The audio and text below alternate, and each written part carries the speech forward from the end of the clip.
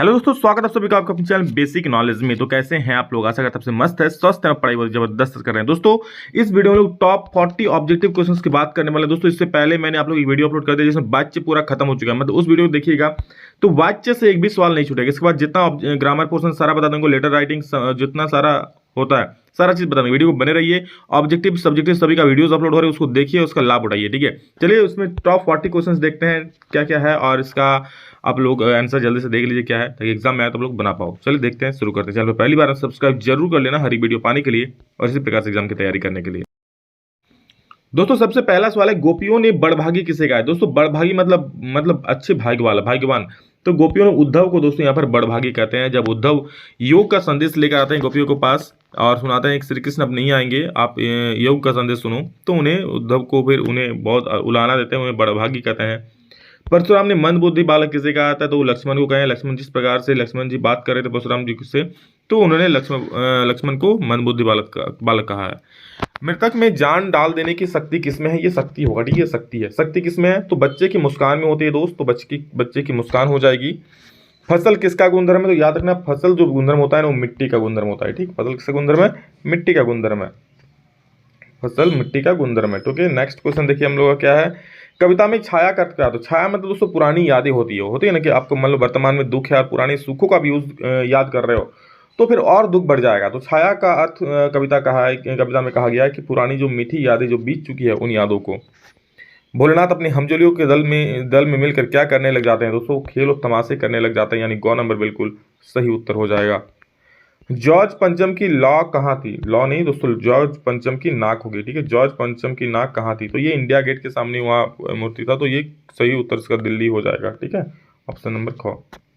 Next, Gangtok का क्या अर्थ होता है? गंतोक मतलब दोस्तों होता है पहाड़। गंतोक मतलब क्या होता है? पहाड़ होता है, याद रखना।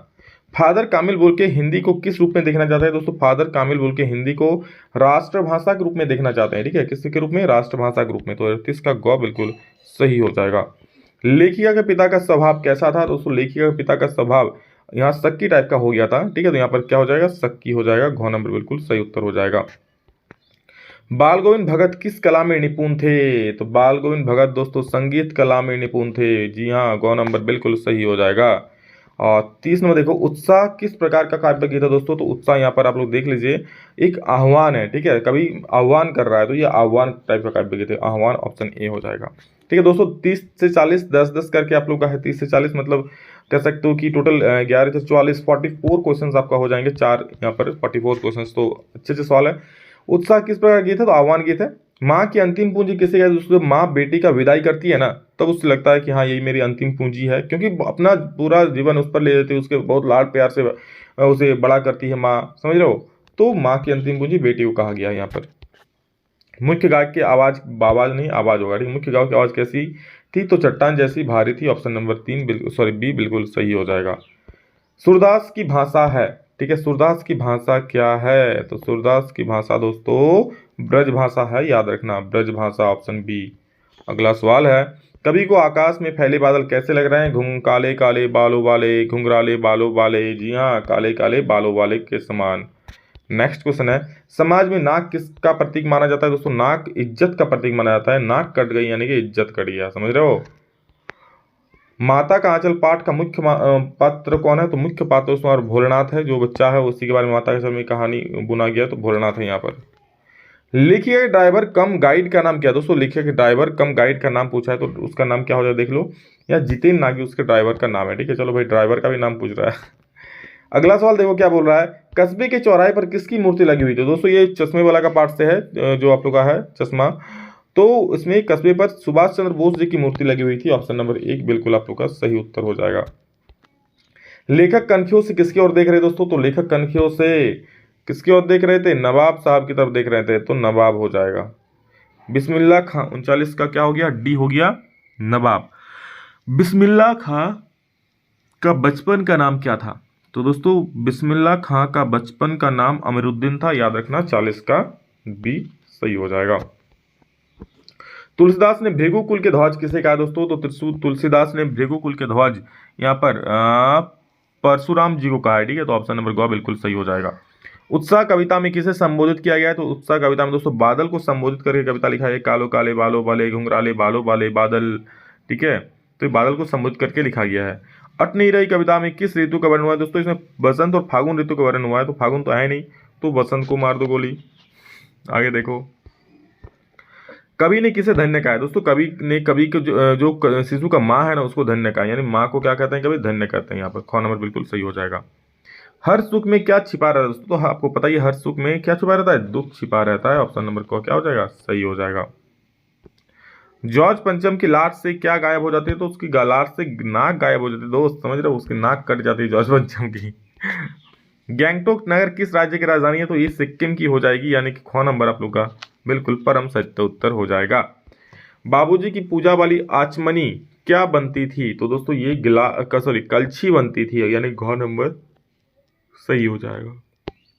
नेक्स्ट देखो, फादर कामिल बुल्के की मृत्यु कैसे हुई थी? दोस्तों फादर कामिल बुल्के की जो मृत्यु हुई थी वो जहराबाद से हुई थी। अब बोलोगे से जहराबाद क्या है? तो दोस्तों एक प्रकार का बुखार होता है, क्या लंगड़ा बुखार, या मतलब एक प्रकार बुखार टाइप का होता है, ठीक।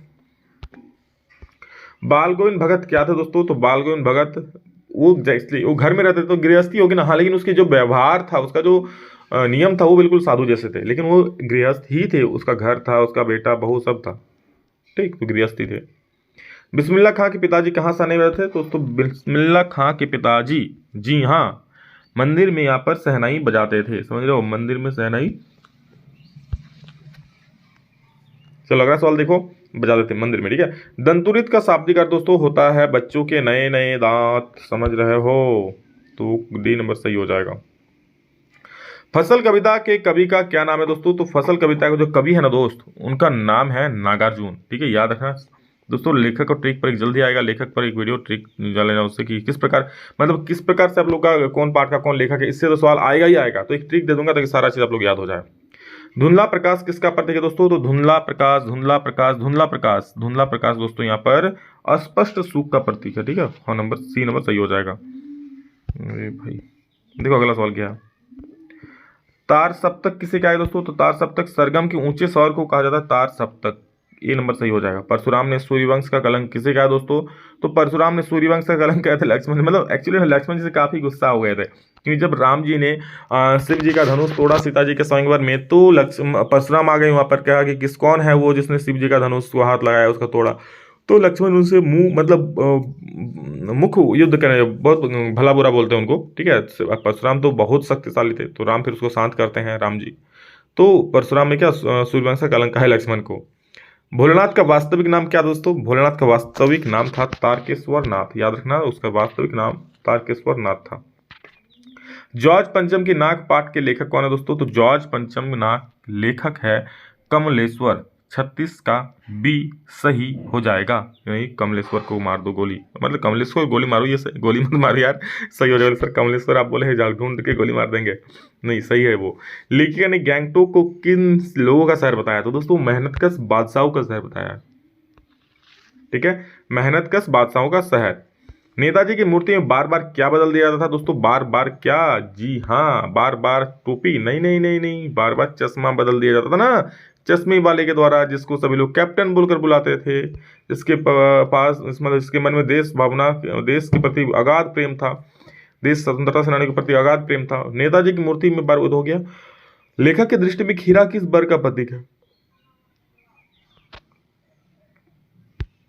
तो इसका सही उत्तर दोस्तों हो जाएगा आप लोग का मामूली लोगों के वर्ग का, ठीक है। और अंतिम सवाल है, मन्नू भंडारी का बचपन कहाँ भी था? तो दोस्तों दो ऑप्शन है, दो ऑप्शन कट गए, यहाँ पर याद रखना मन्नू भंडारी, ठीक है, बचपन अजमेर में दोस्तों उसका पढ़ाई हुआ था, ठीक है। तो अजमेर याद रखना, उसका बचपन कहाँ बीता था? अजमेर में, ठीक है, अजमेर में वहीं पढ़ाई हुई थी, तो वहीं पर उसका बचपन बीता था। तो ये दोस्तों आप लोग को टॉप 40 नहीं कह सकते, 44 क्वेश्चन, ठीक है, टॉप 40 प्लस क्वेश्चन लिख दो। 40 प्लस क्वेश्चन काफी इंपॉर्टेंट है। और दोस्तों आप लोगों का सबसे चाहिदा जो है लेखक का ट्रिक जल्दी आ रहा है, बस आप लोग इंतजार करो, वीडियो को शेयर करो दमादार तरीके से, दनादन से, और तैयारी करो दनादन। चलो नेक्स्ट में जल्द मिलते हैं दोस्तों, तब तक जय हिंद, वंदे मातरम।